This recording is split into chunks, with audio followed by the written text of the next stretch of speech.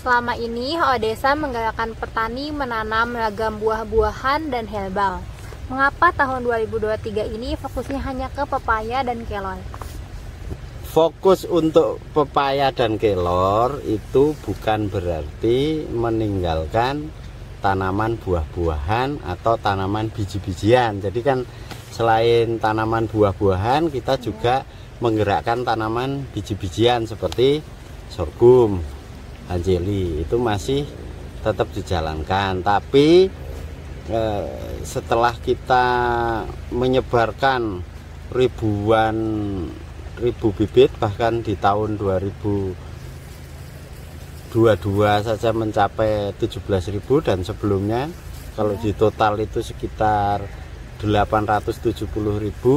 Nah sekarang itu kita butuh rekayasa khusus di masyarakat supaya fokus perbaikan gizinya itu terarah. Nah salah satunya itu adalah memfokuskan ke dua tanaman itu, yaitu pepaya dan kelor. Nah itu mengapanya secara umum itu karena kalau kelor itu gizinya komplit dan masyarakat sudah siap menerima.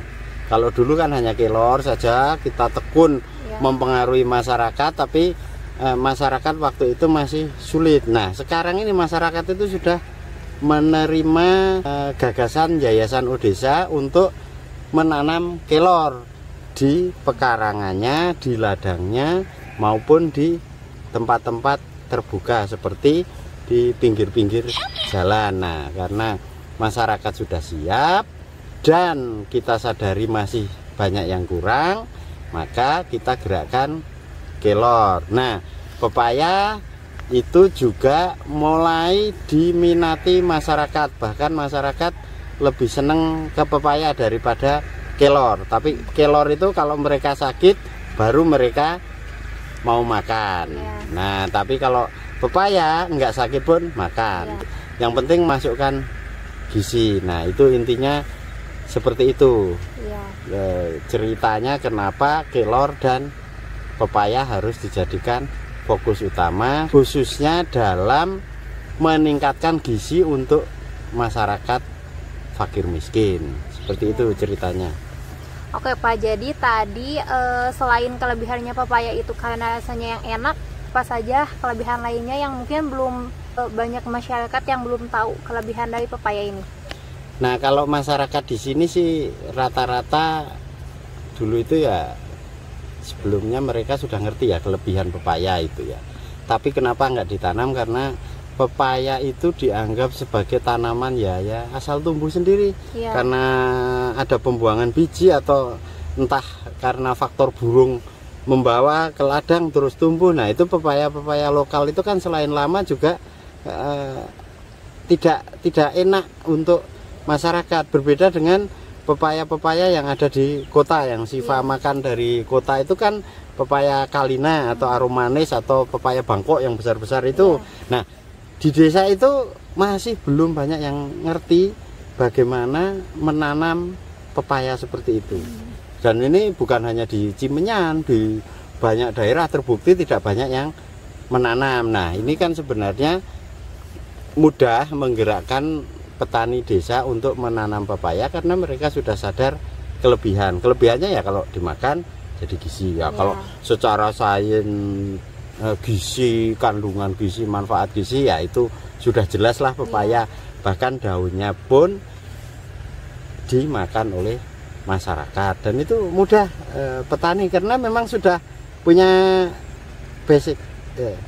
Mereka tidak menanam itu karena satu tidak ada bibitnya dan tidak ada kepentingan bahwa mengonsumsi buah itu menjadi kewajiban tubuh gitu.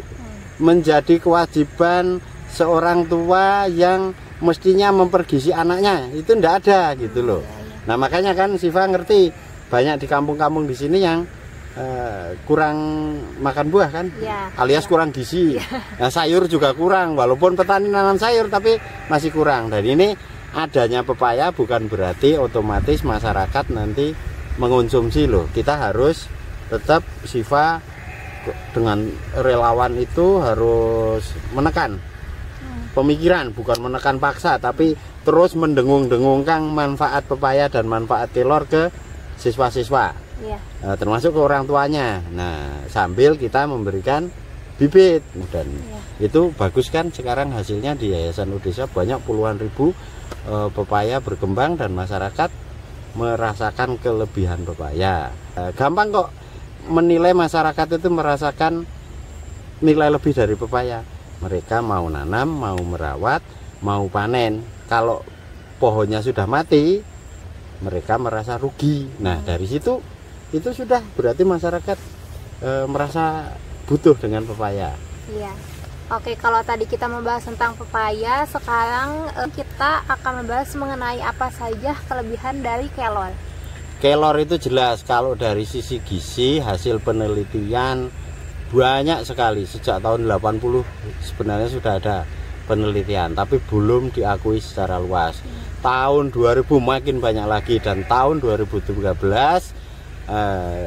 rekomendasi FAO itu Badan Pangan dan Pertanian dari Perserikatan Bangsa-Bangsa mencetuskan agar setiap negara di seluruh penjuru dunia itu masyarakatnya dianjurkan untuk menanam kelor. Nah, karena kelor itu cocok untuk sumber pangan masyarakat, terutama masyarakat miskin yang mengalami malnutrisi, yang mengalami kekurangan gizi, yang mengalami juga kesulitan nanam sayur jenis lain.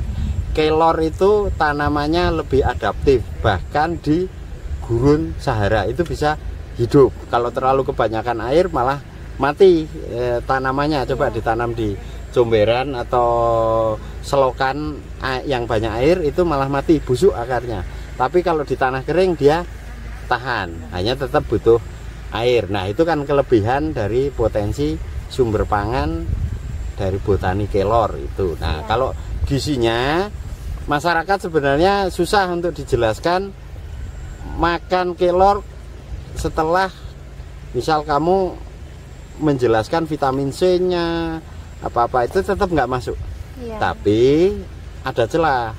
Dengan praktek nanti mereka merasakan kebugaran, kesehatan, terutama pada orang-orang tua yang mengalami sakit-sakitan itu, jadi mereka tertarik. Jadi manfaat gizi kelor itu kalau di kalangan orang desa adalah menyembuhkan penyakit.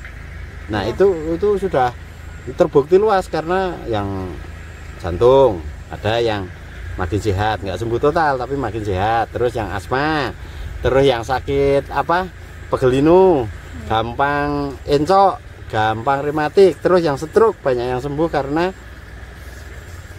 mengonsumsi kelor. Dan sadarannya digerakkan oleh sembuhnya dari aneka ragam penyakit. Nah, kita tetap harus memasok pemikiran yang gizi-gizi ya, yang ilmiah ya. Apalagi Siva akan ngajar ke anak-anak desa, harus mulai dijelaskan vitamin C, kalium, kalsium.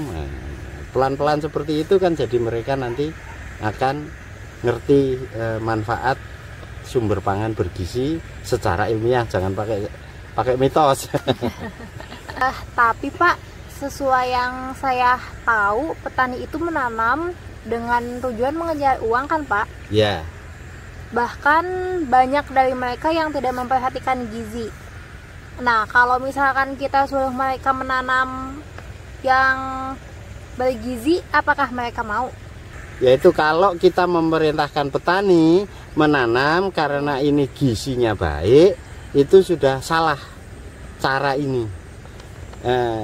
Benar tapi tidak pas, maksudnya salah itu. Petani nggak ngerti itu apa itu gizi mayoritas. Jangankan petani, wong kadesnya juga nggak ngerti kok. Anggota DPR juga nggak ngerti masalah gizi. Taunya kan makanan cukup gitu saja. Nah, caranya begini. Kalau petani yang ngejarnya orientasinya uang untuk menanam, itu nggak usah kita salahkan. Jalanin dong, namanya berekonomi ya, salah satunya mencukupi kebutuhan hidup, dan salah satunya harus mengejar uang karena ada kebutuhan untuk belanja, kan begitu. Jadi tidak bisa disalahkan. Tapi kalau kita turuti memakai pemberdayaan ekonomi, sementara mereka itu butuh gizi. Nah, ini menjadi persoalan juga. Tidak selalu pemberdayaan itu orientasinya harus ke ekonomisme atau ke perdagangan, apalagi sekedar direduksi menjadi masalah uang. Sekarang orang miskin, ekonominya tidak meningkat, keadaannya terpuruk, butuh gizi nggak? Iya, butuh. Butuh kan? Kalau mereka nggak punya duit, terus kita nggak bisa mengusahakan duit, mereka hari itu tetap makan nggak? Makan. Oke, yang dimakan itu apa? Makanan yang belum tentu punya gizinya. Nah, itu masalahnya di situ. Iya. Jadi pemberdayaan itu tidak selalu ke arah ekonomisme semata intinya. Iya. Pemberdayaan itu boleh, bahkan malah penting menganjurkan tekanan-tekanan kepada kebutuhan-kebutuhan dasar tubuh manusia, misal yaitu gizi. Nah, pemberdayaan yang lain kita kan juga melakukan misal untuk mencegah penyakitnya, yaitu sanitasinya harus dibenerin. Karena sumber penyakit di desa-desa, apalagi pinggir kota kayak gini agak ruwet ini, itu karena dihantam penyakit dari sanitasi yang buruk. Jadi kita juga memberdayakan sumber makanannya itu yang bergizi, yang baik, yang bagus, yang benar. Nah, itu dengan kelor, pepaya dan buah-buahan yang lain sebagainya, termasuk biji-bijian ya, hanjeli, sorghum. Iya. Terus ya dicegah juga pemberdayaannya, bagaimana gizi mereka tidak hancur dan tubuhnya bisa sehat. Nah, ada yang lebih penting, kalau petani kan nggak perlu dianjurkan aerobik atau senam olahraga kan. Sudah cukup lah dengan kerja Iya. fisiknya. Nah, kita pakai dua tekanan ini, masyarakat membaik bagus dan sudah ada banyak buktinya. Gitu caranya. Jadi kalau pertanyaannya dibalik, apakah petani mau menanam dengan orientasi menghasilkan sumber pangan bergizi? Jawabannya mau, tapi yaitu harus pinter cara mendesakkannya, cara mempraktekannya gitu. Oke. Tadi juga sudah kita bahas bahwa banyak sekali masyarakat di sini yang kekurangan gizi gitu, Pak. Ya. Jadi bagaimana cara kita menyadarkan orang di desa ini untuk makan makanan yang bergizi? Ya, itu pendidikan. Karena itu juga bukan hanya problem orang miskin di perdesaan yang terbelakang. Di kota-kota masalah gizi itu juga tidak banyak diketahui. Cuman kulturnya kan kadang-kadang berbeda. Ada yang sempat mempelajari secara otodidak, ada yang ikut-ikutan arus tapi arusnya arus baik. Nah, ada juga seperti di kota-kota itu yang ikut arusnya arus jelek, yang dimakan yang tidak bergizi. Wah, kandungan gizinya tidak seimbang, tidak menyehatkan. Termasuk makanan-makanan yang yang dilarang oleh kesehatan itu kan sering dikonsumsi oleh orang kota. Nah, di desa sih sebenarnya masalah-masalah tentang pentingnya edukasi gizi termasuk kesehatannya ya pakai pendekatan praktis itu mudah ya. Ini caranya satu, edukasinya harus edukasi. Bagaimana mengedukasi? Dari berbagai cara. Satu, dari kumpul-kumpul, kita panggili, sering ngobrol gitu kan. Itu efektif juga, tapi itu enggak cukup. Nah, Siva dan teman-teman kan mendidik anak-anaknya. Nah, dari anak-anaknya itu juga berfungsi juga nanti ke orang tuanya, karena diajari praktik memasak hanjeli, memasak kelor ya. Orang tuanya disuruh menanam, anaknya diajari sumber pangan bergizi. Kalau sejak kecil seperti itu diajarkan, itu bagus.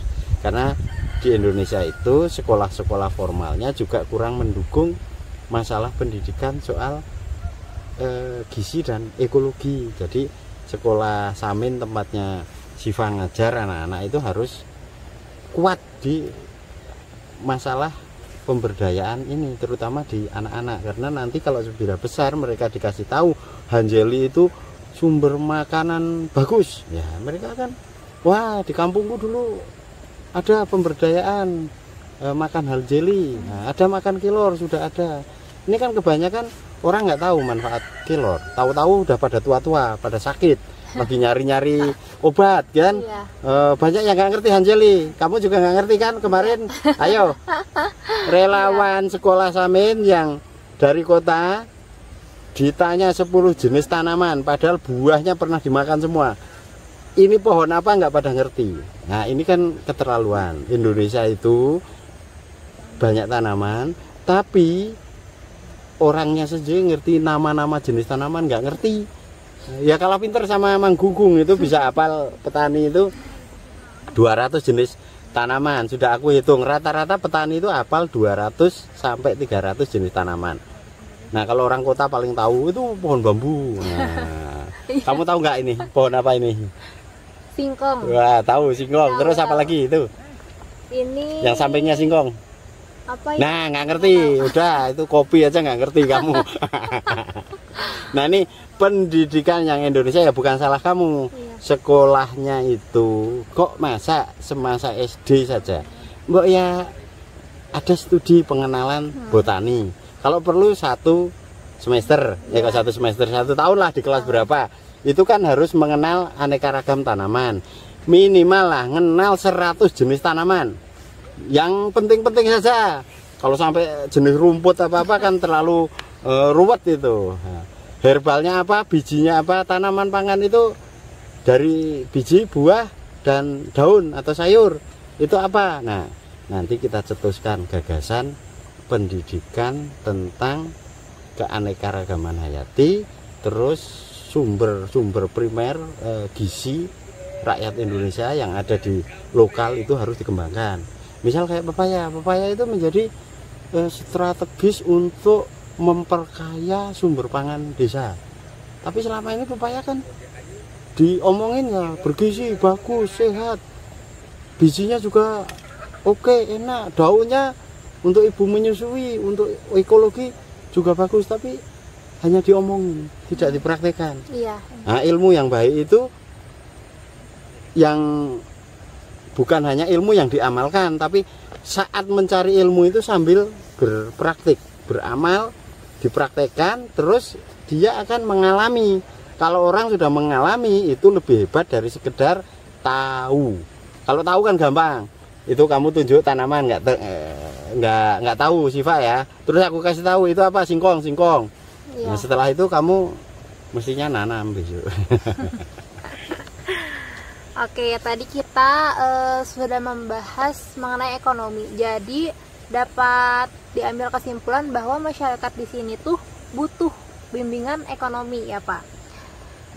Hal mendasar apa yang nantinya akan dilakukan oleh Odesa mengenai bimbingan ekonomi ini Pak? Nah, ekonomi itu kan ada 2 pengertian. Kalau ekonomi, ilmu ekonomi yang asli itu ilmu tata kelola rumah tangga. Itu awal mulanya dari Yunani itu, sejatinya ekonomi itu adalah tata kelola rumah tangga. Tapi kalau sudah di era modern itu kan direduksi menjadi apa? Bisa tata kelola keuangan, disimpelkan menjadi bisnis, ekonomi. Kalau nggak nguntungin juga berarti bukan berarti berekonomi. Keuangan, kalau nggak dapat uang berarti belum berekonomi. Padahal ekonomi itu tata rumah tangga. Nah, ini yang kita anjurkan di masyarakat ya tadi itu. Pemberdayaan itu tidak harus menuju ke pendapatan finansial. Tapi bisa kita lakukan dengan pendekatan ke memenuhi kebutuhan primer dari tubuh mereka, supaya kalau bergizi anaknya jadi pinter Ya. atau sebab kalau tidak bergizi jadi bodoh. Nah, orang Indonesia itu bodoh-bodoh salah satunya karena kurang gizi. 68% penduduk Indonesia itu mengalami kekurangan akses sumber pangan bergizi, dan itu ada di desa-desa terbanyak pasti kalau penduduknya di desa. Yang di kota ya mengalami kekurangan, tapi ekonomi di kota kan lumayan Ya. jadi masih bisa belanja. Kalau orang desa rendah ekonomi, tidak bisa beli. Nah, kalau nggak bisa beli, solusinya digenjot pakai bansos, terus disuntik pakai uang supaya beli makanan bergizi. Nggak jalan juga, karena bisa aja buat beli yang lain, rokok, bisa beli paling sumber bahan pangan beras, ya ada gizinya, tapi itu kalau beras itu primer ke karbohidrat saja. Nah, sementara kebutuhan gizi yang lain kan sayur, buah. Iya. Nah, ini kan yang nggak diperhatikan. Karena itu kalau kita memasuki wilayah pemberdayaan, edukasi, masuklah ke teori ekonomi yang survive arahnya, bukan ekonomi akumulasi. Jadi nanti teman-teman di relawan yang ngajar ini, kita juga harus ngerti perbedaan antara ekonomi yang arahnya survive dengan ekonomi akumulasi. Kalau akumulasi itu misal dimodali 5 juta, kamu harus mendapatkan 7 juta, bahkan 10 juta. Nah, itu teorinya akumulasi. Tapi kalau ekonomi dasarnya untuk memenuhi kebutuhan dasar hidup, itu kamu butuh apa, itu yang diusahakan. Nah, misal butuh makanan pokok, beras, tapi di petani ladang nggak bisa nanam beras. Oke, yang beras nanti beli, tapi jangan semua beli, karena kita masih butuh buah dan sayur. Nah, sayurnya jangan sampai beli. Kalau perlu surplus dijual nanti buat beli beras, gitu kan? Iya. Buahnya harus dikuatkan. Kalau kita kuat buah, terpenuhi gizi keluarganya, tetangganya bahkan mendapat bagian, bisa berbuat baik dengan tetangga, membagi sayur pepaya dan juga buahnya. Sebagian surplusnya kita jual buat beli beras. Nah, harus pinter ngeset ekonomi yang sejati seperti ini. Dan ini yang di Indonesia yang ingin saya kampanyekan seluas-luasnya, karena pemberdayaan seperti pemerintah itu banyak yang salah. Nah, itu kasus petani milenial kan kayak begitu. Itu pakai teori standar ekonomi akumulasi. Belum pernah bertani, milenial, urusannya kayak gini, nanam, bank, pasar. Nah, bank, tanam, pasar, itu urusannya ekonomi akumulasi. Nah, kalau ngurusi orang-orang kecil disambungin ke perbankan, ya nggak nyambung. Kelor 6 bulan baru panen, nyicil bank per bulan. Nah, ini namanya nggak nyambung. Yang satu ekonomi akumulasi, yang satu ekonomi survive. Mending orang miskin itu disantuni dengan modal tanaman, dikasih kail, supaya mereka dapat sumber gizi terus. Coba kasih duit yang 600.000 terus itu. Ini supaya orang miskin tidak kelaparan, orang miskin dapat sumber kebutuhan pokok. Belum tentu kalau pakai duit. Tapi kalau pakai kelor dimakan. Nah, kalau tiba-tiba disebarin kelor, nanti kan masyarakat di sini nggak tahu manfaat kelor, dibuang-buang. Itu namanya bukan pemberdayaan, itu orang belum ngerti. Kalau di desa kan enggak. Sekarang diburu-buru kelor oleh orang buta huruf sekalipun. Karena kita sudah melakukan edukasi pemberdayaan. Anak kecil aja orang di sini ngerti kalau kelor itu makanan top. Di rumahnya sering minum, bapaknya ya, ibunya sering masak kelor, pernah makan sayur kelor, pernah. Nah, soal anak kecil manfaatnya apa nggak tahu, ya nggak masalah. Tapi yang penting nanti jadi tradisi. Jadi kadang-kadang tidak tahu itu tidak masalah, asal dia menjalankan yang baik ya. Iya. Nah, ada juga yang pengetahuannya tinggi tapi sering makan kelor enggak kan repot. Nah, yang lebih baik sih ya dia tahu dan sadar dan rutin mengonsumsi kelor kan gitu. Iya.